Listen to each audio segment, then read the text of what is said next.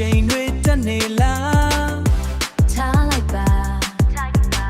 အိမ်ထဲမှာပဲအောင်နေမလားမလုံနဲ့လေလမ်းမပေါ်မှာကားတွေပိတ်ရေတွေဆိုလို့ဆို